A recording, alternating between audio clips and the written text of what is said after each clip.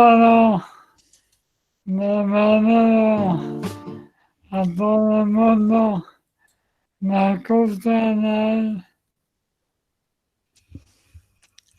Sí, Tincho. Buenas tardes. Bueno, buenas tardes. Ahí vamos a dar comienzo a esta especie de experimento, un, un nuevo ciclo de todos en donde la propuesta va a ser hacernos grandes preguntas para intentar responderlas. La mayor parte,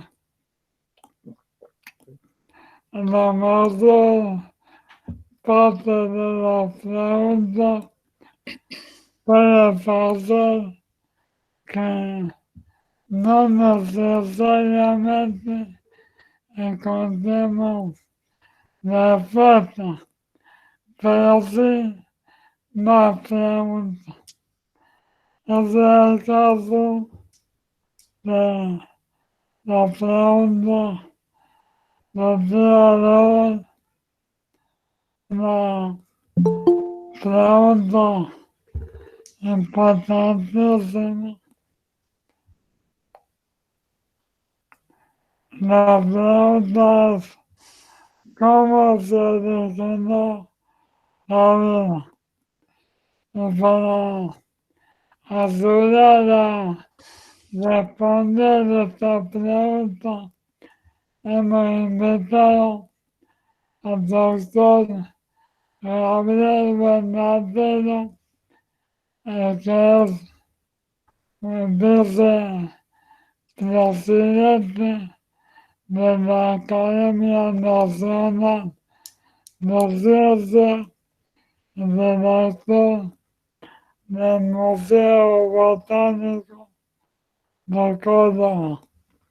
Y sobre todo es uno de los docentes más queridos por los padres, por los alumnos de biología en la Universidad de Córdoba.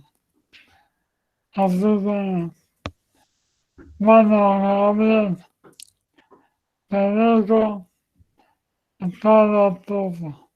Bueno, muchas gracias por la invitación. Sería más lindo estar en vivo, pero bueno, es lo que nos toca. A ver si vamos a ver la pantalla. No se ve. ¿Se ve? No, otra, Ahí está. gracias. Bueno, sí, es horrible porque bueno, yo ahora no veo nada, así que si ustedes me ven y me escuchan, está todo bien. Eh, bueno, entonces, vamos a tratar de ser lo más sintético que se pueda porque es una pregunta del millón, vamos a decir así. Y como se pueden imaginar, y bueno, ¿tenemos evidencias? No, porque esto ocurrió hace millones de años y a veces la ciencia tiene que agitar las interpretaciones y suposiciones, porque pruebas no vamos a tener. Entonces, a veces eso es bueno de tenerlo en cuenta, porque creer que los científicos saben todo o que sabemos todo, digamos así, no es una realidad. Vamos a ir viendo cómo nos va.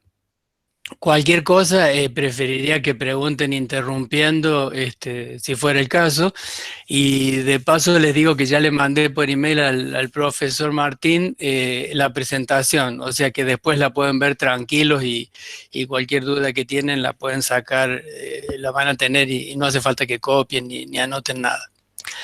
Bueno, entonces, ustedes tienen unas preguntas que son muy interesantes y me parece que esta del origen de la vida también tiene que ver con la pregunta de no sé si estamos solos en el universo, o sea, un universo tan inmenso, ¿cómo puede ser posible que haya vida en solo este planetita? Un planeta de un, digamos así, sistema solar, ¿no es cierto? ¿Cuántos hay? Entonces, ¿por qué estamos solos aquí? No sabemos. También es una pregunta que se puede acercar a esta otra, que este es el título de este cuadro de este pintor Gauguin, que dice, ¿de dónde venimos? ¿Quiénes somos? ¿A dónde vamos?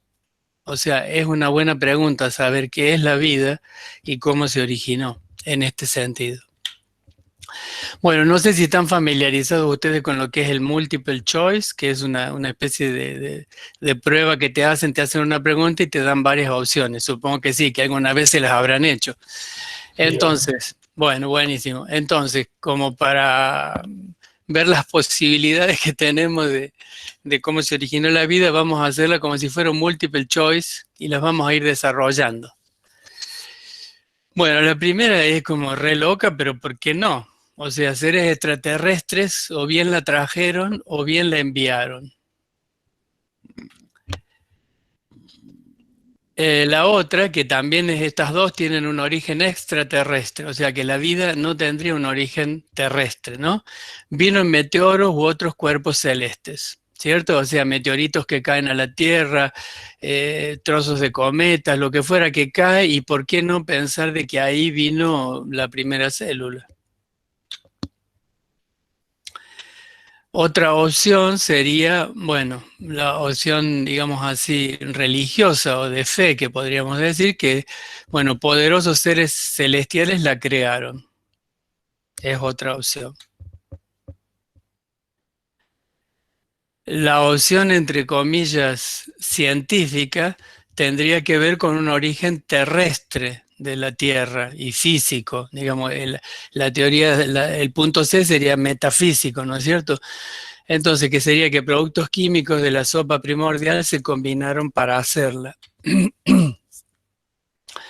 Y por supuesto existe la posibilidad que ninguna de estas respuestas sea la correcta. Pero bueno, vamos a tratar de hablar un poquito de cada una de estas. Entonces, la teoría del origen extraterrestre se llama panspermia. Aunque ustedes no crean, es una posibilidad concreta, ¿no es cierto? Entonces, habría venido de otro planeta desde donde llegaron bacterias que son células, ¿no es cierto? Seres unicelulares o esporas resistentes que pudieron viajar por el espacio. Esta teoría viene desde la época de los griegos y ahí, como ustedes pueden ver después, en el siglo XIX sobre todo, hay muchas personas que habrían hablado de este tema. También hay una posibilidad, que eso es más realista, que compuestos orgánicos existen en los cuerpos celestes y habrían invadido la Tierra y habrían sido utilizados como la construcción de así, digamos, del material orgánico o de la vida. Entonces esto no es ninguna cosa estrafalaria. Existen compuestos químicos que tienen origen extraterrestre, ¿no es cierto? Se han caído meteoritos, se los ha analizado y se ha encontrado, por ejemplo, aminoácidos, bases púricas como adenina y guanina, que son constituyentes del ADN. No sé si ustedes saben algo de esa química, pero bueno, es muy importante. Y hay agua, amoníaco, formaldehído, compuestos orgánicos que tienen que ver con la vida. La teoría de lo que se llama la panspermia dirigida es una cosa ya un poquito más loca, más ciencia ficción, que diría que civilizaciones extraterrestres habrían enviado cohetes o naves espaciales y en ellas habrían enviado las primeras células. Aunque le parezca, es un poco de ciencia ficción, pero esta teoría la propuso este señor que están viendo ahí, que es Francis Crick, que fue un premio Nobel y que ganó el premio Nobel por dilucidar la estructura química del ADN. O sea, de que, digamos, por decir un poco de palabras, no es un cualquiera que está diciendo esta locura. Tiene un libro que escribió que se llama La vida misma, su origen, y está publicado en castellano, y entonces él explica ahí toda la teoría de cómo serían las naves que habrían venido y bueno, y todo eso. O sea que, digamos, es otra posibilidad. En relación a esto que estoy diciendo, esto sería lo opuesto, lo que quiero decir acá en esta filmina o diapositiva o como se llame ahora. es que nosotros ahora estamos yendo al espacio con nuestras naves espaciales y con los laboratorios y todo esto, y entonces hay comprobaciones de que ahora es como si estuviéramos sembrando vida en el universo, o por lo menos en los lugares donde nuestros satélites van, ¿no es cierto? Cuando sale un satélite se hacen estrictas medidas de esterilización, etcétera, pero no siempre funcionan. Y se ha comprobado de que se puede transferir este material, incluso ADN, y que esté allí. O sea, de que, digamos así, estaríamos en alguna medida sembrando vida en el espacio y no sabemos qué va a pasar con esto que estamos haciendo. Esto es un paréntesis, pero bien vale la pena.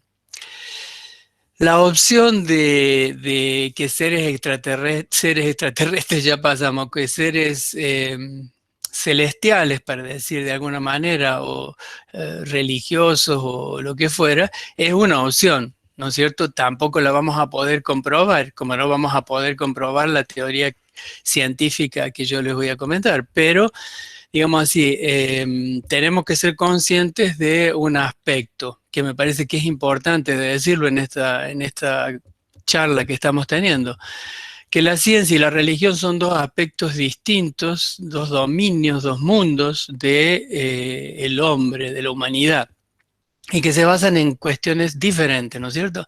Entonces la ciencia se basa en el saber, en el conocimiento relativo, y se basa en lo que se llaman paradigmas, que van cambiando justamente con el tiempo porque son relativos. Entonces averiguamos más cosas de algo y las entendemos de una manera, y con el tiempo vamos cambiando esa forma de entender la naturaleza o el mundo. Y entonces vamos de a poquito llegando a una verdad. En cambio, la religión se basa en el creer, ¿no es cierto? Y se basa en un dogma que es igual a sí mismo desde el principio hasta el fin y que tiene una verdad absoluta. Entonces, son cosas que no son comparables, ¿no es cierto? Además, la ciencia, por decirlo en pocas palabras, es una, ¿no es cierto? La ciencia no tiene sexo, no tiene nacionalidad, etcétera, ¿no es cierto? En cambio, la religión no hay una. Hay una cantidad enorme de religiones y cada una va a tener su dogma y va a tener su verdad.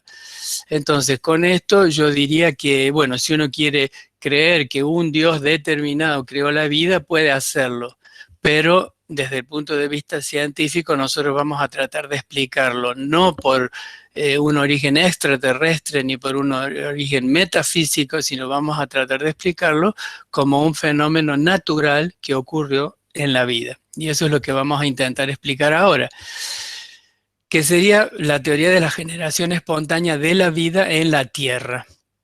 ¿Me entienden? Aristóteles había hablado, tal vez han escuchado ustedes, de la generación espontánea de la vida, pero estamos hablando, ¿no es cierto?, de la Grecia antigua, ¿no es cierto?, del siglo V antes de Cristo en adelante, donde la ciencia era, digamos así, relativa, aunque fueron los griegos los primeros científicos, uno podría decirlo así. Pero entonces ellos que pensaban que los piojos, por ejemplo, nacían del pelo, o sea, de lo inorgánico se producía lo orgánico, o que las ranas del Nilo nacían del barro, del río. Y así como esto, muchos ejemplos. Entonces eso, digamos así, no es una realidad. Eso lo destituyó Pasteur en el siglo XIX, pero lo que estamos hablando aquí cuando decimos teoría de la generación espontánea es la generación espontánea de la vida allá lejos y hace tiempo, hace millones de años. Se entiende como una consecuencia natural de las condiciones que había en la Tierra en ese momento. Entonces, eso es lo que vamos a tratar de explicar rápidamente. En este sentido, la Tierra es importante porque, como les dije al principio, que sepamos hoy, bueno, el único planeta y el único, no sé, cuerpo celeste que hay en el universo que por lo menos tenemos noticia que tiene vida es la Tierra. La Tierra es un planeta de un sistema solar que ustedes están viendo ahí, que tiene un lugar determinado. Entonces, las características de la Tierra son importantes para la vida como la conocemos en la Tierra. Entonces esto también es una cuestión significativa porque cuando a veces ustedes escuchan alguna noticia que dice encontraron un exoplaneta que tiene las características parecidas a la Tierra, y entonces ahí se está diciendo implícitamente que si acá se originó vida en este planetita que tiene estas características, en aquel planeta que está, vaya a Dios a saber dónde, y tiene las mismas condiciones de la Tierra, podría haber vida. Pero una cosa no significa la otra, porque podría ser que la vida que existe en otros lugares no sea igual que esta, no tenga las mismas condiciones, no tenga la misma temperatura, no tenga la misma constitución, etcétera, etcétera. Entonces no podemos presumir porque hay un planeta afuera que tenga determinadas características similares a la Tierra, va a haber vida, como tampoco es precondición de que si encuentran agua, vieron que por ahí dice, encontraron agua no sé dónde, entonces si hay agua es posible que haya vida. Sí, si fuera que esa vida es igual que esta. Es más, ya para complicar el asunto, les voy a decir, y no sabemos si esta que tenemos es la única vida que se originó en la Tierra. ¿Por qué no pensar de que podría haber habido otras vidas, o varias, o dos, así fuera dos es suficiente, y sobrevivió este tipo de vida y la otra no? Directamente eso no lo sabemos y es más, no lo vamos a saber. Bueno, ¿cuáles son las características que tiene la Tierra? Entonces, su posición, si ni cerca ni lejos del Sol, quiere decir que la temperatura es de una determinada manera. Las reacciones químicas requieren agua líquida y existen en la Tierra, temperaturas moderadas, la mayoría de las temperaturas son así. El tamaño y la masa de la Tierra permite tener una atmósfera, cual, digamos así, también es importante porque hay muchos otros cuerpos celestes que no tienen atmósfera, y la atmósfera bloquea las radiaciones del Sol, que son energía que podría ser perjudicial, pero dejan pasar la luz visible. Entonces, estas son las condiciones que tiene la Tierra.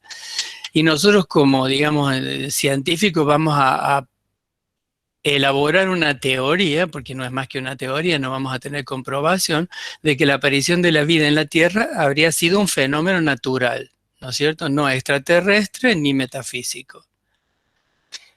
Esta teoría que nosotros fuéramos a elaborar tendría que explicar por qué hoy no se puede volver a originar vida como se originó en aquel momento. Y también teóricamente podríamos decir que si le damos el tiempo y las condiciones necesarias a algún planeta, debería gestarse el mismo proceso. O sea, sería como un experimento. Si yo te digo, pone esto, con esto, con esto y vas a obtener aquello, entonces sería como lo mismo. Te pones un planeta en estas condiciones y vas a tener vida. Entonces, teóricamente sería así, porque es como un experimento. Obviamente la Tierra de entonces no es la Tierra de hoy, o sea que en ese sentido seguramente que las condiciones han influido. Otra cosa que también tenemos que pensar es que, bueno, el carbono es lo más importante en los compuestos orgánicos que tienen que ver con la vida, pero esto no necesariamente, vuelvo a decir, tiene que ser que eso es así en todos los supuestos tipos de vida. Pero bueno, en el caso nuestro es importante el carbono por las cualidades que tiene en relación a los compuestos químicos, ¿no es cierto? Y lo más importante serían los aminoácidos, que son los que tienen que ver con las proteínas, y bueno, no vamos a entrar en detalles que no tienen importancia, pero hay compuestos que son propios de la vida, ¿cierto? Y otra cosa importante, además del carbono, es la molécula de agua, el agua, ¿cierto? Que la necesitamos, como dijimos, líquida. Además, si ustedes han leído alguna vez, siempre se dice que nosotros, los seres vivos, tenemos una cantidad, un porcentaje enorme de agua. O sea, son más o menos 70, 80%, depende de los seres vivos, pero la cantidad de agua que tenemos es enorme. Y la capacidad que tiene el agua en relación al tipo de vida que tenemos, no vale la pena leer todo esto, pero es importante en la fisiología y en la estructura, digamos así, de las células, ¿cierto? Entonces, nuestra vida está basada en el agua y en el carbono. Entonces, ¿cómo se elaboraron las teorías estas que yo les voy a explicar acerca de cómo se habría originado la vida? Entonces la elaboraron estos dos señores, uno se llama Oparin, que era ruso, y el otro Haldane, que era inglés. Entonces, ellos se dijeron que, bueno, las condiciones primitivas de la vida no son las que están actualmente, y entonces esas condiciones habrían permitido el origen de los primeros seres vivos, que obviamente van a ser células, y células de las más simples, que nosotros llamamos procariotas, que serían las células de las bacterias. Entonces, la atmósfera no era igual, ya se los voy a mostrar, no había oxígeno ni ozono. El oxígeno es oxígeno 2, o sea, una molécula de oxígeno 2, y el ozono es oxígeno 3. O sea que el ozono se produjo a partir del oxígeno, y como les voy a mostrar, el oxígeno que hay en la atmósfera fue producido por los propios seres vivos. O sea, qué loco, los seres vivos modificaron la atmósfera del planeta. Bueno, la atmósfera era rica en esos compuestos que están escritos ahí, habría habido permanentes descargas eléctricas, incidencia de rayos ultravioletas, y la temperatura en general habría sido mucho mayor. Entonces las condiciones nada que ver. En esas condiciones, lo que propusieron estas personas es que se habrían formado las primeras moléculas orgánicas simples, que se habrían transformado en moléculas orgánicas complejas, y después se habrían transformado en esa palabra rara que dice ahí, coacervado, que serían, para que me entiendan, la protocélula, como si fuera la primera célula. Entonces, que se formaron en esas condiciones moléculas orgánicas simples que después se hicieron complejas. Entonces, ¿qué pasó? Unos años después, si bien eso se aceptó como una teoría, alguien dijo, bueno, vamos a hacer algo práctico para ver si eso en rigor podría ser posible. Disculpen, ¿me están siguiendo o estoy como un velocípedo? No, sí, sí. ¿Van bien? ¿Me siguen bien? Dígame. Bueno, Sí, profe. bueno. Entonces, estos señores norteamericanos, Miller y Urey, en ese año 1953, hicieron un experimento que es ese simple que ustedes están viendo ahí, ese dibujito. No importa, es un circuito cerrado, pero ¿qué tiene ese circuito cerrado? Ellos trataron de reconstruir la atmósfera primitiva de la Tierra en base a los argumentos que tenemos, porque no sabemos exactamente cómo era, pero habría tenido metano, hidrógeno, bueno, lo que fuera que haya, habría habido chispas, ves que hay índice electrodo con chispas, hay vapor de agua que está circulando, después ese vapor de agua se condensa, como ven a la derecha al medio, y después abajo caen en ese recipiente agua con los compuestos que teóricamente se habrían ido formando naturalmente en este circuito. Entonces, en este circuito, después de una semana de estar funcionando, en el cuadrito de abajo dice los compuestos que se han recogido. ¿Se entiende? Entonces, se recogieron aminoácidos, se recogieron bases de los ácidos nucleicos que tienen que ver con el ADN y el ARN, se recogieron azúcares que también forman parte del ADN y ácidos carboxílicos que tienen que ver con el metabolismo de las células. Entonces, digamos, no es una prueba directa, pero es una prueba indirecta de que podría haber sido lógico que en aquellas condiciones se formaron los compuestos orgánicos naturalmente que después formaron la vida. En esta diapo lo que estamos viendo es que abajo tenemos la edad de la Tierra, que es más o menos 4.600 millones de años, y después ahí tenemos los gases que formarían parte de la atmósfera. Bueno, al principio dice atmósfera desconocida, y después ven que, bueno, van cambiando las proporciones, y ven que el oxígeno aparece recién en los últimos 2.500 millones de años, producido justamente por los seres vivos, por la fotosíntesis. Bueno, la atmósfera no sabemos exactamente cómo era, entonces unos dicen una cosa, otros dicen otra, pero lo que no habría duda es que no tenía oxígeno. Y ven que el oxígeno habría aparecido después. Y el oxígeno es muy corrosivo, ¿cierto? Y además habría ocasionado que si antes no había oxígeno y después se produce oxígeno, entonces los que podían vivir sin oxígeno, por ahí no podían vivir con oxígeno y se produce todo un reemplazo de seres vivos que tienen un tipo de metabolismo por otro tipo de metabolismo. Bueno, entonces, moléculas orgánicas simples, moléculas orgánicas complejas, coacervados, que serían las células primitivas que ya se las muestro, hasta que habríamos llegado a protocélula o probionte, hasta llegar a la primera bacteria, sería un nombre más fácil tal vez para ustedes, que sería técnicamente hablando un procariota o procariote, que sería anaeróbico porque podía vivir sin oxígeno y sería heterótrofo porque tenía que consumir el alimento. No sé si son palabras con las que están familiarizados, pero sería lo opuesto a autótrofo, que serían los vegetales que pueden fotosintetizar y obtener su propio alimento. Bueno, entonces, esas moléculas orgánicas simples se habrían polimerizado en moléculas más complejas. Esos coacervados microesferas serían esas bolitas que ustedes ven, que sí, es una burbuja, como una pompa de jabón, pero eso es una membrana con un interior y un exterior. O sea que en pocas palabras sería una célula, un proyecto de célula. Después, si adentro de esas células hay compuestos y esos compuestos pueden salir y otros compuestos pueden entrar, ya tenemos un principio de célula un poco más complejo. Y si esa burbuja ve que ahí como que se divide, entonces eso sería reproducirse. O sea que ya tendríamos los principios básicos de lo que es la vida. Si Una esto, pregunta, sí, sí, disculpe. ¿no?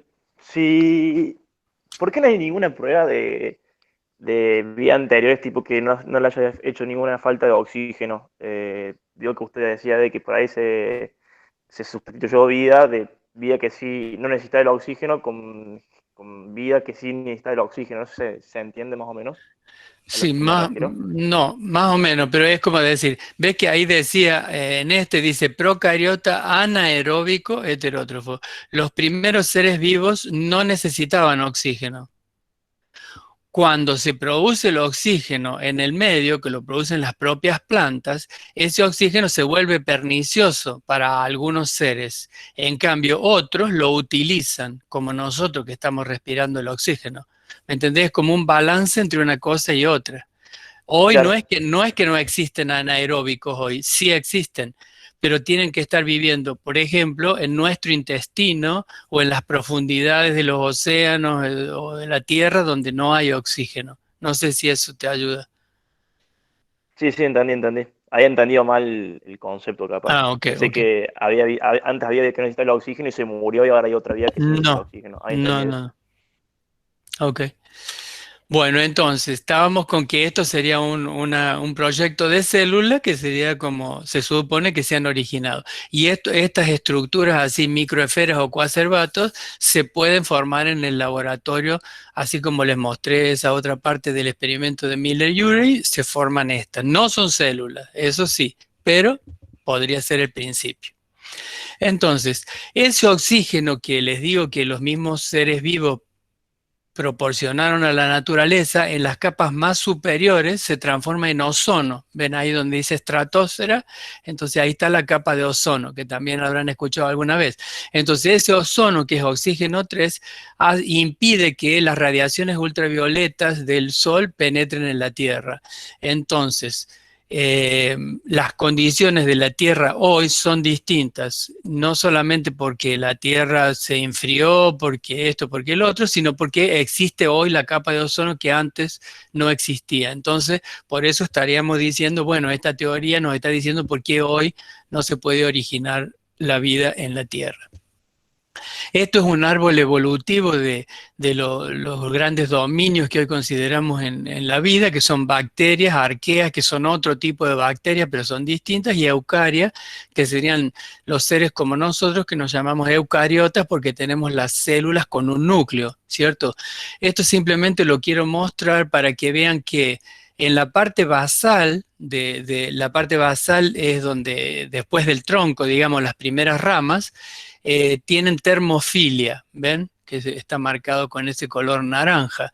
Eso quiere decir que los primeros seres que se originaron en la Tierra eran células procariotas, ¿no es cierto?, unicelulares, bacterianas, que vivirían en lugares calientes. O sea, coincide un poco con toda esta teoría que estamos diciendo.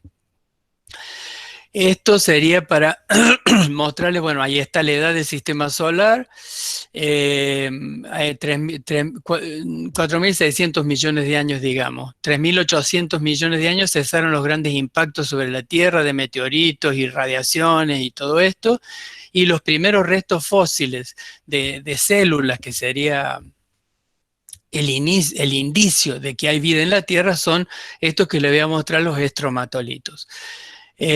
Ahora, primero se los muestro y después les digo esto que quiero decir. Estromatolito, lito quiere decir piedra, entonces ahí están viendo algunos, estos son de Australia, pero hay en distintos lugares del mundo, incluso en Sudamérica, en lagos, por ejemplo, de los Andes, existen. Vos los mirás y son piedras, ¿no es cierto? En este caso, marinas, pero pueden ser de agua dulce. Les dicen estromatolito porque ven como esas capas que ustedes están viendo, y dentro de esas capas hay seres unicelulares principalmente, unos autótrofos, o sea que fotosintetizan, otros heterótrofos que viven de los productos que producen esto. El asunto es que todo eso está amalgamado por calcio que tienen algunos de estos seres, y entonces ese calcio hace que se transformen en esta suerte de piedras que ustedes están viendo, y se van muriendo los seres que están en las capas inferiores y se van produciendo nuevas capas, y entonces los que están vivos son los seres que están en las capas más superficiales, ¿cierto? Entonces, ¿cuál es la ventaja de estos estromatolitos? Aquí dice restos fósiles en ese año, pero esto no quiere decir que fueron los primeros seres vivos. Son de los primeros seres vivos de los cuales tenemos fósiles. ¿Por qué? Porque los primeros fósiles, los primeros seres vivos que habrán sido unicelulares, de esos no queda nada, porque son muy antiguos y la Tierra, con sus idas y vueltas, inundaciones y toda la tectónica de placas que se llama, que son los movimientos de los continentes, ha hecho que directamente se hayan destruido. Además eran una célula. Es casi imposible que, digamos, sobreviva a los millones de años y a los embates del tiempo. Esto que están viendo son cianobacterias fósiles, o sea, estos son fósiles que se han encontrado, pero ya en esta época que les estoy mostrando esto de los estromatolitos. Y ese que está a la derecha arriba, ese sería uno de los primeros fósiles que, como ustedes pueden ver, es algo medio como horrible, porque son restos así apenas perceptibles.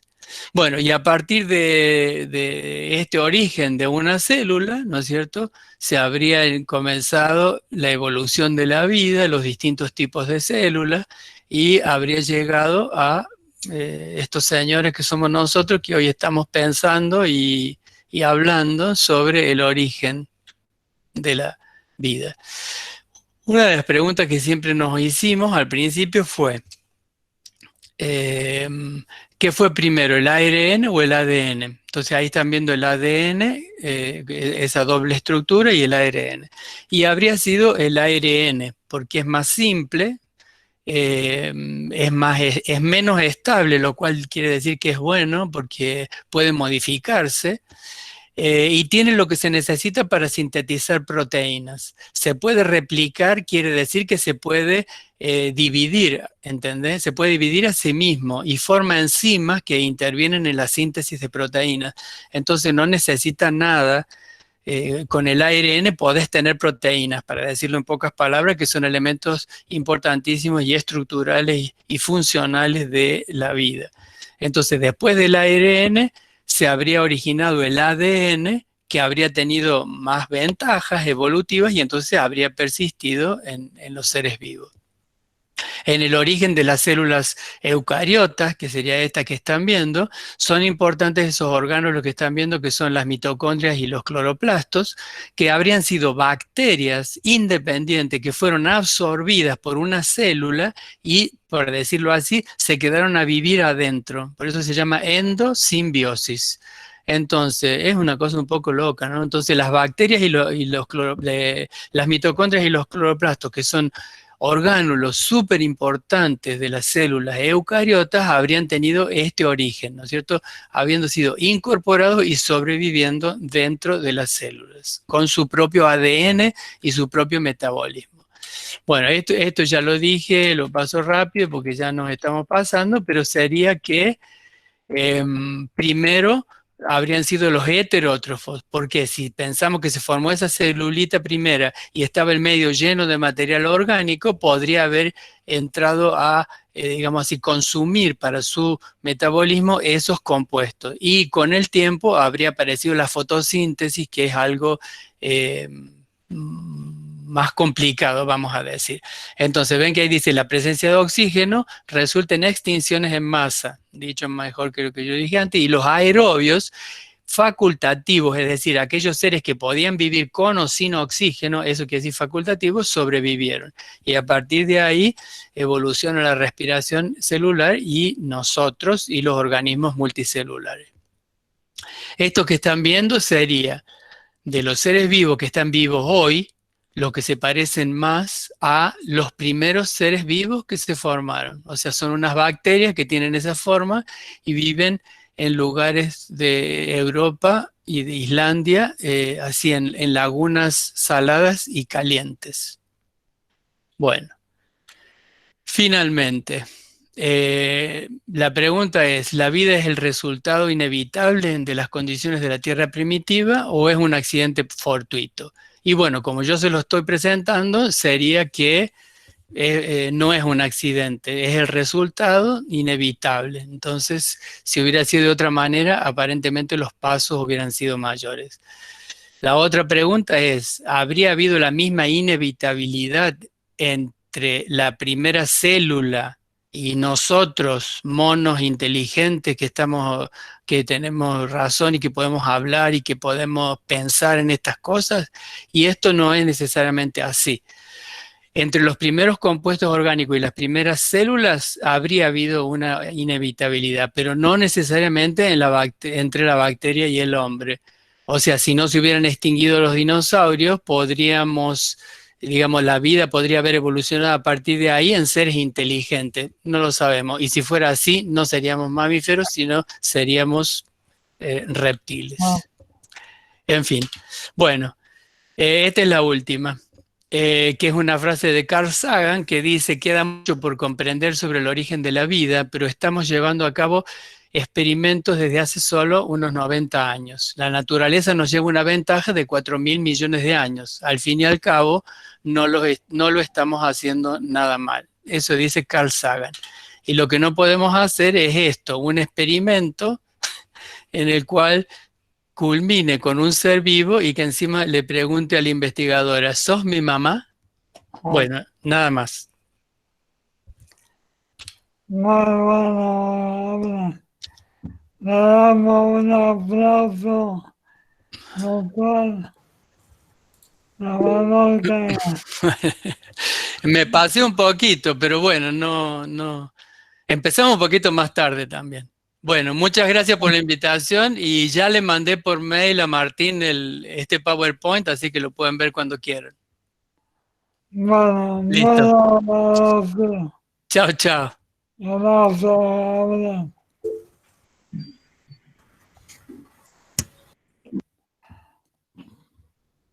Bueno, hay alguna cosa que quieran agregar que nos pareció. Me pareció muy entretenido y estuvo muy bueno lo que dijo. Bueno, A mí me encantó, a mí me encanta. Estuvo muy bueno. bueno, Estamos por estudiar biomédica, así que vamos. Bueno, había grupo que había preparado una presentación, así que podemos aprovecharla para debatir un poco. ¿Vale?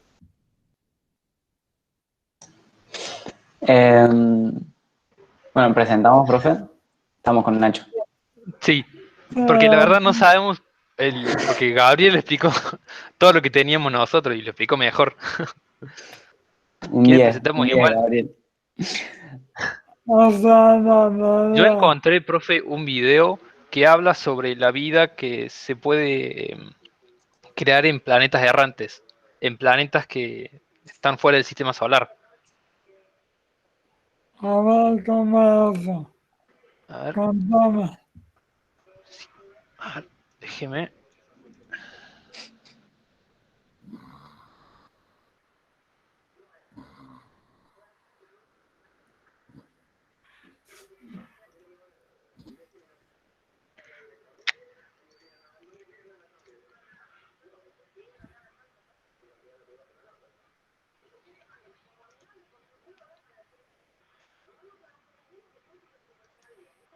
¿Se ve? Sí, Sí, se ve. Díganme si se escucha. Sobre el volumen. Ah, bueno.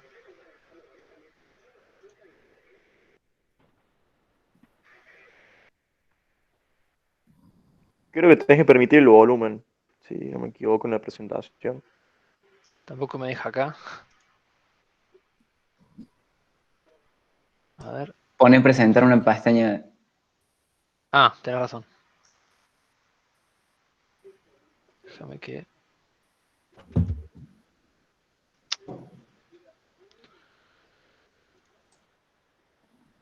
Una ventana.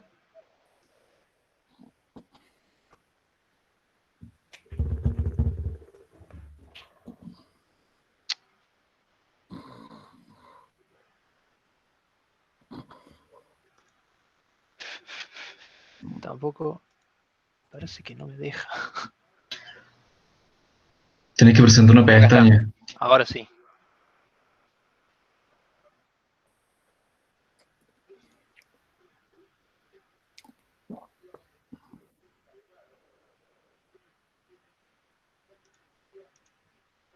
¿Ahora se escucha? No. No. Es Firefox. No te, Jere, ¿lo no te puedes presentar frustres. vos? Ahí me fijo. Deja de presentar.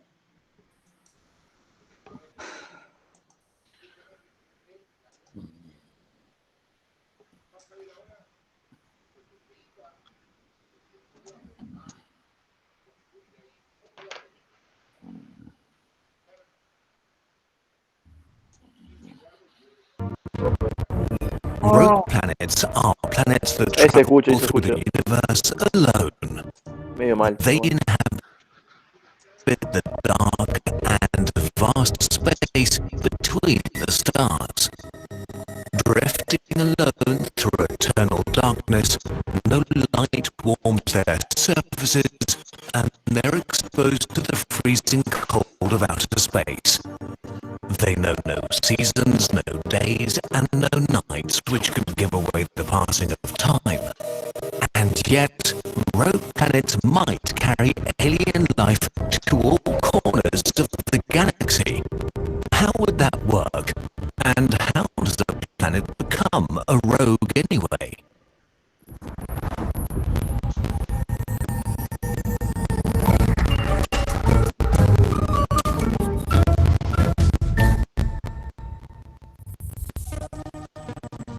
There are several very different things that get called rogue planets. For example, sub-brown dwarfs, gas giants that form from collapsing gas clouds and are the boring little brothers of brown dwarfs. They're a sort of failed star, and we'll now stop talking about them. A far more interesting sort of rogue are terrestrial planets similar to Earth that got kicked out of their planetary system. Young star systems are dangerous places where protoplanets are battling for the available mass, guzzling up as much material as possible.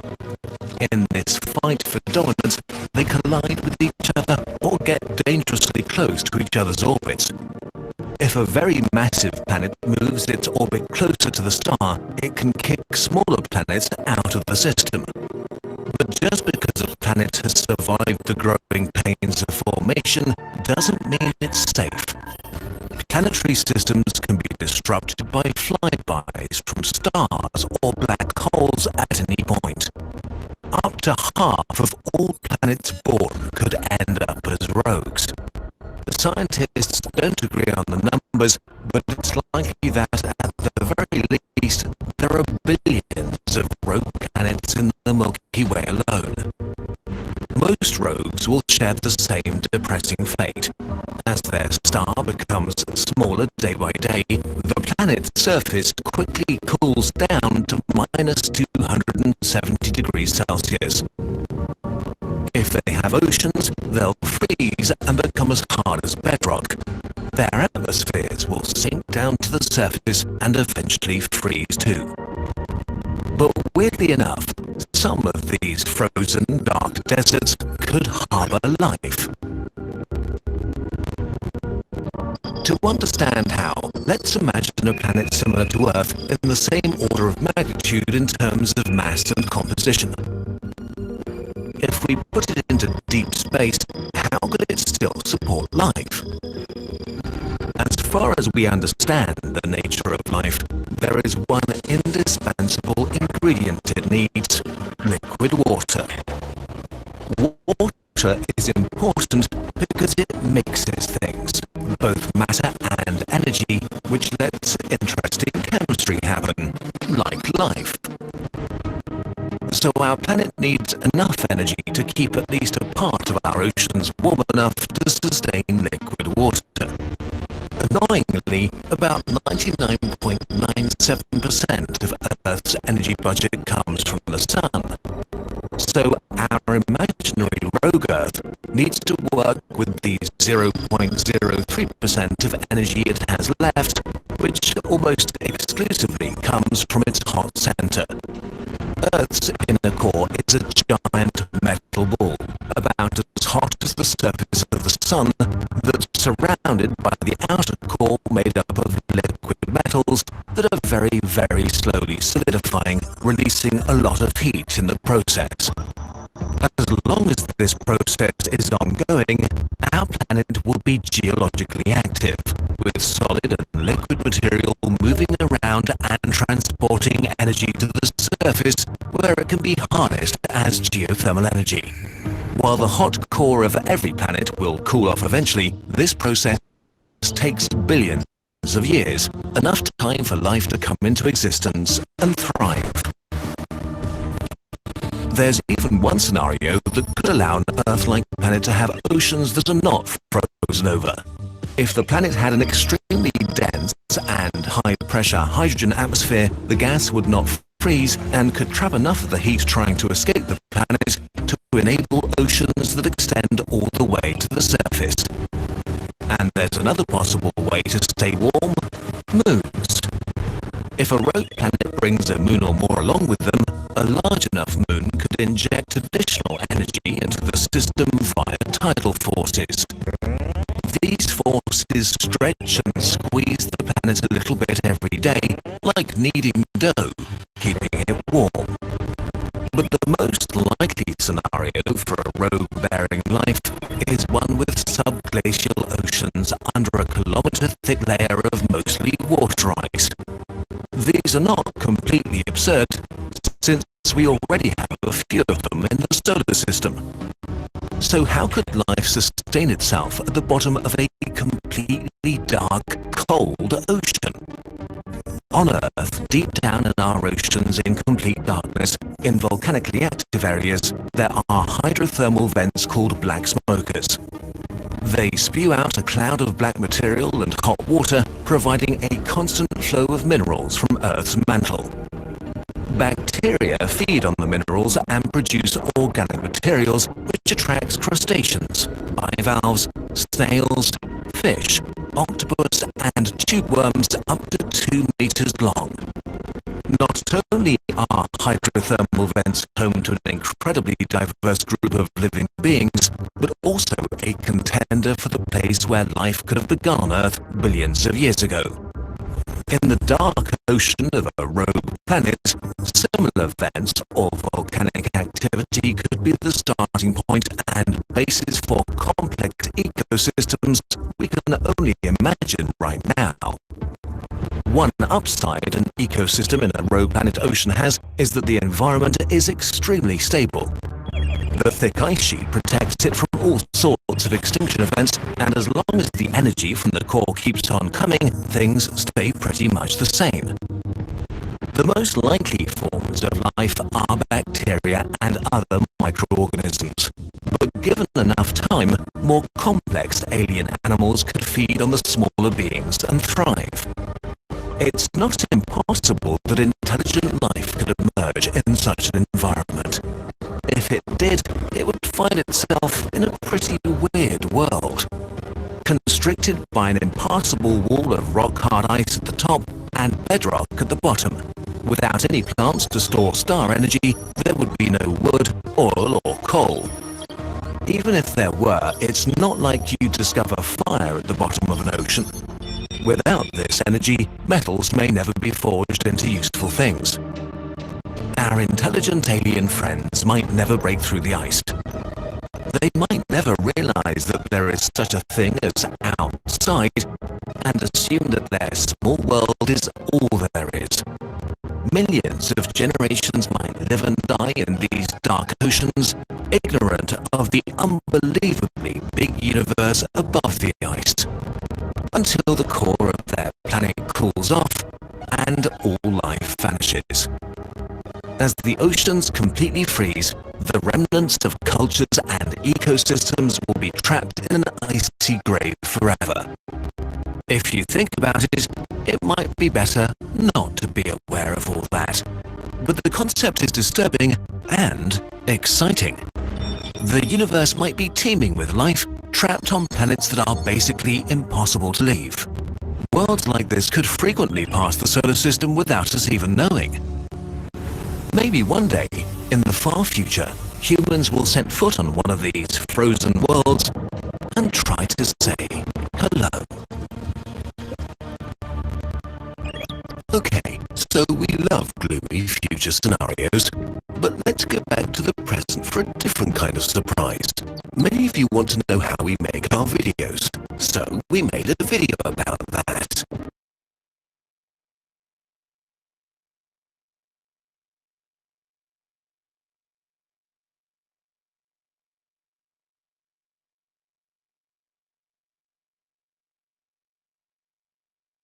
En sí no tiene base sobre cómo se podría generar la vida en la Tierra, pero te explica cómo podría haber vida en otros planetas, en lugares que nunca te podrías haber fijado. Por eso me pareció interesante y agregarlo, además de lo que dijo Gabriel. Además, es como que lo explica con como circunstancias que podrían haber pasado en la Tierra también en sí, cuando en los principios de la Tierra, ¿no?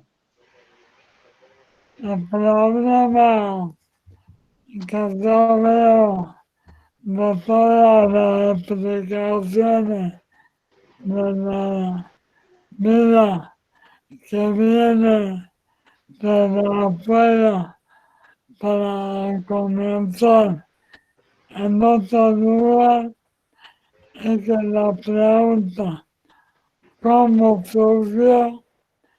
Sigue sin responderse, porque respondemos es solamente cómo se movió, pero no cómo surgió, ¿no? ¿Qué es primero, el huevo o la gallina, digamos? ¿Para qué? Y así nos vamos volviendo para atrás. Y bueno, pero nosotros nos preocupemos por cómo cómo se originó nuestra vida y que si es de afuera, que se preocupen los de afuera, cómo se originaron ellos. No, Meto ahí la cuchara en una cosa que mientras escuchaba a Gabriel y veía el video que veía los chicos, que pusieron los chicos, cómo el concepto de vida que nosotros tenemos influye muchísimo en cómo pensamos las cosas y cómo hicieron el video por ejemplo, porque cuando descubren algo, lo que muestran es un pulpo, que es algo que nosotros conocemos.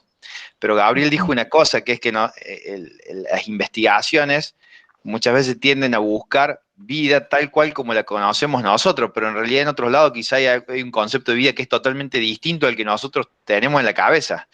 Y quizás eso también está sesgando muchas veces lo que los científicos están buscando, ¿no? Como el planteo, puede haber vida que incluso nosotros no imaginemos como tal y que sea vida, ¿no? Ese titular me pareció fantástico. Y después cuando, sin menospreciar la historia y la vida de cada uno de nosotros, porque claramente para cada uno de nosotros la vida que tenemos es la más importante, pero cuando uno ve esas escalas de tiempo y esos tamaños, si nos ponemos a ver en cuestiones de las distancias entre los planetas y qué sé yo, oh, papá, cómo se simplifican todos los problemas que tenemos, ¿no? no. Porque no somos nada, digamos. Así que bueno, dejo esos dos comentarios. Excelente lo de Gabriel y lo que comentaron los chicos también, espectacular. ¿Cómo se significa un año de pandemia en esta escuela de teléfono? Oh, totalmente. Bueno, ya estamos en la hora, así que agradezco la participación. Espero que la hagan no dejaron la foto, sino más preguntas.